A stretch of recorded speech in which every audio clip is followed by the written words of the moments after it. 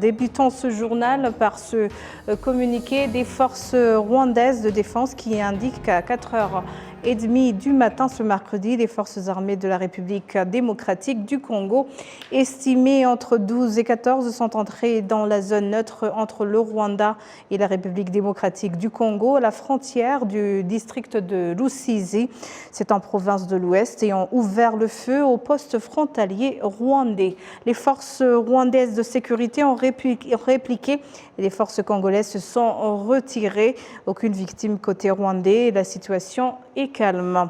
Les forces rwandaises de défense ont saisi le mécanisme conjoint de vérification pour mener des investigations sur ces actes de provocation. Suivez cette réaction du gouvernement rwandais suite à cette provocation. Selon le porte-parole du gouvernement, Alain Mukurarinda, il est au micro de notre confrère Jean-Pierre Kagabo. Comme vous l'avez dit, c'est un incident, mais c'est aussi c'est dans la suite logique des actes du gouvernement congolais qui a décidé de provoquer le Rwanda, de commettre des actes de provocation, tout en espérant peut-être qu'il y ait une guerre ouverte entre les deux pays.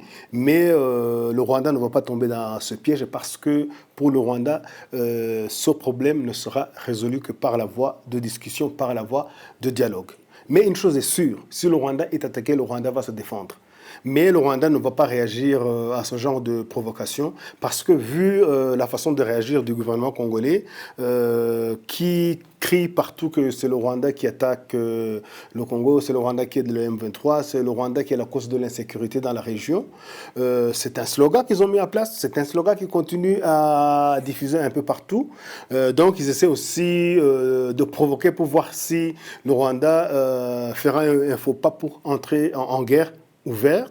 Et dans ce cas-là, s'il y a une guerre ouverte, ils vont dire que voilà, c'est ce qu'on vous a toujours dit, c'est le Rwanda qui nous attaque, c'est le Rwanda qui nous agresse. Donc aujourd'hui, c'est un acte de provocation de plus, mais c'est juste une façon aussi de camoufler le fait qu'ils ne veulent pas appliquer les résolutions qui ont été prises au niveau de la région, dont le président a signé lui-même, paraphé, signé toutes ces résolutions, mais qui n'appliquent pas. C'est une façon aussi de faire croire que voilà, le problème c'est toujours le Rwanda, alors qu'au fond, par rapport aux décisions qui ont été prises, aucune n'a été mise en application par le gouvernement congolais.